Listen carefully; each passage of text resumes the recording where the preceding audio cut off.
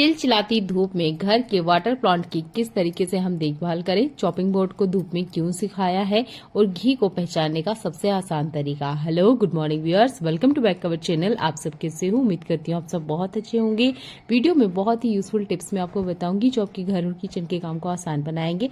सबसे अच्छी बात यह है, इसके लिए आपको 1 रुपया भी खर्च नहीं करना है। पिछले वीडियो में मैंने चॉपिंग बोर्ड को अच्छे से क्लीन करने का तरीका आपको बताया था। उसके बाद भी आपने देखा था इसमें हल्दी के दाग रह गए थे। मैंने आपसे सवाल किया था कि इस हल्दी के दाग को निकालने का आसान सा तरीका अगर आप जानते हैं तो मुझे जरूर बताइए। एक बहुत अच्छा और बहुत सुंदर सा कमेंट विजय लक्ष्मी जी का आया है और इन्होंने बहुत अच्छा कमेंट किया था कि आप इस चॉपिंग बोर्ड को अच्छे से क्लीन कर लीजिए और धूप में सुखा दीजिए। पूरा दिन आप इसे रहने दीजिए, आप देखेंगे इसके ऊपर से जितने हल्दी के दाग हैं वो निकल जाते हैं। मुझे लगा नहीं था ये ट्रिक काम करेगा, पर धन्यवाद विजय लक्ष्मी जी, आपका ये जो ट्रिक है वाकई में काम किया है और जितने भी चॉपिंग बोर्ड पे हल्दी के दाग है अच्छे से क्लीन हो चुके हैं। तो अगर आपके भी चॉपिंग बोर्ड पे किसी तरह का कोई हल्दी का दाग है तो इस ट्रिक से आप उसे अच्छे से हटा सकते हैं। चिलचिलाती धूप में बस आप इसे दिन भर सूखने के लिए छोड़ दीजिएगा। इससे पहले आपने इसे अच्छे तरीके से धो लेना है। बहुत ही आसान सा टिप से अच्छा सा रिजल्ट मैं आपको दिखा रही हूँ। अगला यूजफुल हैक गर्मियों से जुड़ा हुआ है। जैसे ही गर्मियों का सीजन आता है, बच्चों की छुट्टियां होती हैं और हम भी थोड़े दिन बाहर चले जाते हैं घर से, तो क्या होता है, जो आटा होता है ना, इसे हम इसी तरीके से ढक्कन ढक के रख के चले जाते हैं। पर जब हम आते हैं 15-20 दिन के गैप में, तो आपने देखा होगा इसमें इल्लियां आ जाती है, नहीं तो जाले पड़ जाते हैं। अब ऐसा क्या करें कि हम हमारा आटा रख के जाएं और इसमें किसी तरह की कोई इल्ली वगैरह या कीड़ा ना आए। तो आपके घर में ना किचन में हींग जरूर होगा। इस हींग को खोल कर आपने आटे के बीच में इस तरीके से रख देना है। इसके अंदर हींग हमने बिखराना नहीं है, ठीक है। बस इस तरीके से भी अगर आप रखते हैं ना तो हींग अपने काम अच्छे से करेगी।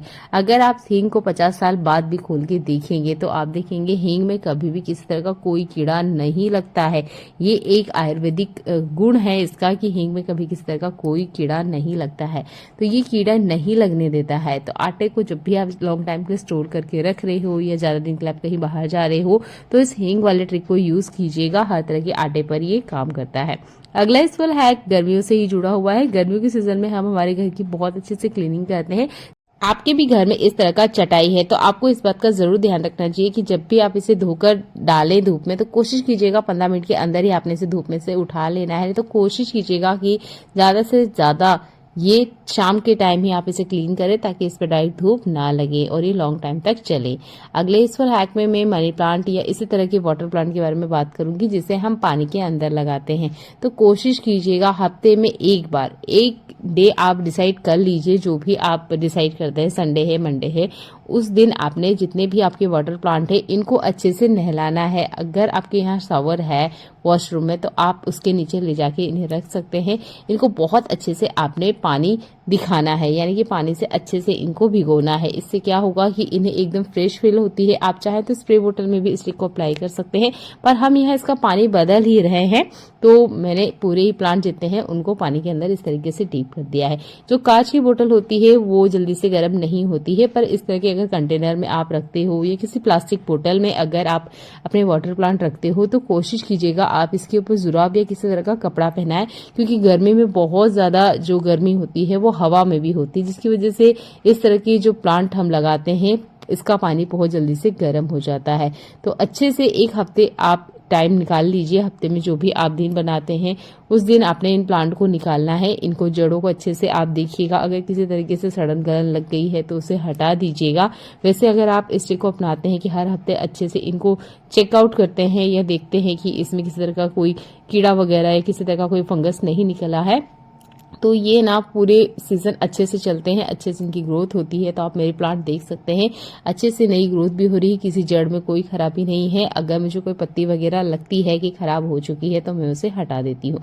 तो यहाँ मेरे पास बैम्बू प्लांट भी है, मनी प्लांट भी है और काफी सारे तरह के प्लांट है। तो आप ना देख सकते हैं और अच्छे से बढ़िया से इनकी ग्रो हो रही है। तो और इस तरीके से आप प्लांट को वीकेंड में एक बार अच्छे से वॉश करके फिर से पानी फिलअप करके रखें। अगला यूजफुल हैक में यहाँ बात करूंगी आपको गैस के बारे में। तो ये जो गैस का बटन होता है ना, इसे हम कितना भी अच्छे से क्लीन कर ले पर इसके अंदर वाले हिस्से क्लीन नहीं हो पाते हैं। अगर आपके पास स्टील वाला टूथब्रश है तब तो एक बार में ही अच्छे से क्लीन हो जाएगा, नहीं है तो मेरी तरह से आप नॉर्मल जो पुराना टूथब्रश है उस पर थोड़ा सा विम जेल ले लीजिए, अच्छे से थोड़ा सा इसके ऊपर स्क्रब कर लीजिए। जितनी इसकी सरफेस है, जितनी गंदगी है वो अच्छे से ढीली हो जाएगी। इसके बाद में हमने लेना है मीठा सोडा। चुटकी भर या चुटकी भर से थोड़ा सा ज़्यादा आप ले सकते हैं। इसे भी आपने टूथब्रश के ऊपर इस तरीके से डाल लेना है और उसके बाद में आप इसे अच्छे से स्क्रबिंग करिएगा। जो मीठा सोडा है ये अच्छे से इसके अंदर लगी हुई जितनी भी गंदगी है उसे फुला देगा, ब्रश अच्छे से क्लीनिंग कर देगा।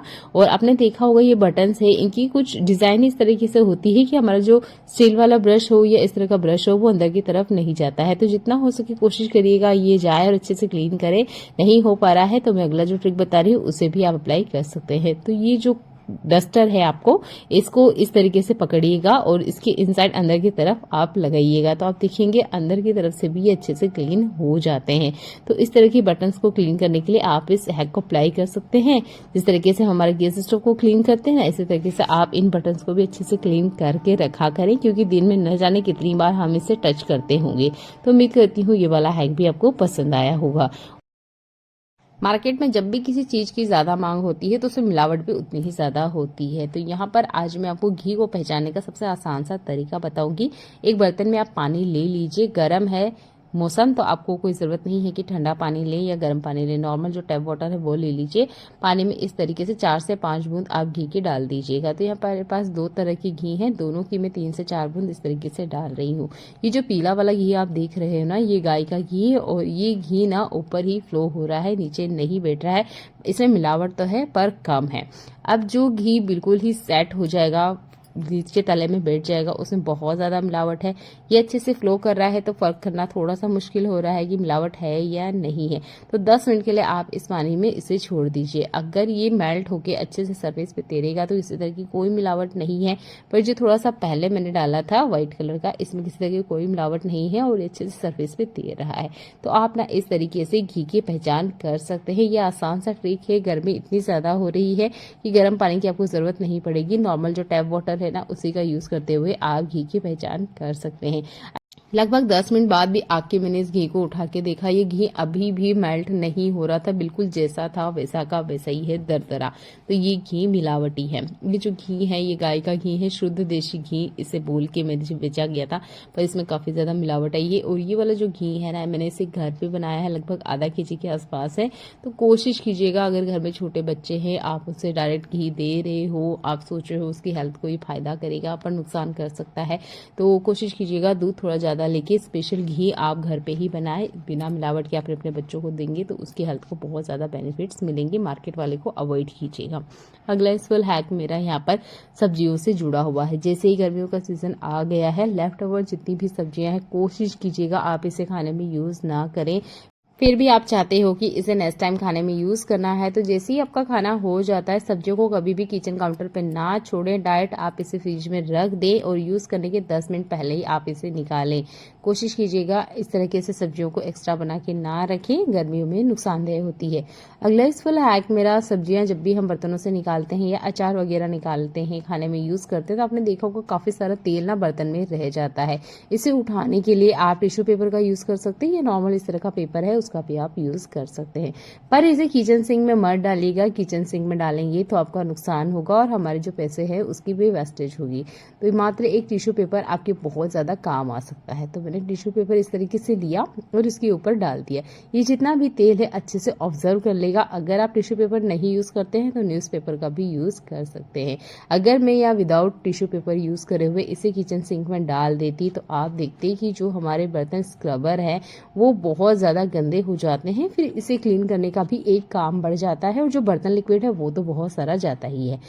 नेक्स्ट टाइम आप जब भी बर्तन को क्लीन करें तो ये टिश्यू पेपर या न्यूज़पेपर वाले ट्रिक को अप्लाई कीजिएगा। जितना तेल है वो अच्छे से ऑब्जर्व हो जाता है और आपकी जो भी बर्तन है वो ऐसे क्लीन हो जाएंगे जैसे इसमें तेल था ही नहीं। इसके बाद भी आप इसे डिश वॉश जेल से या बर्तन धोने के साबुन से अच्छे से क्लीन करें।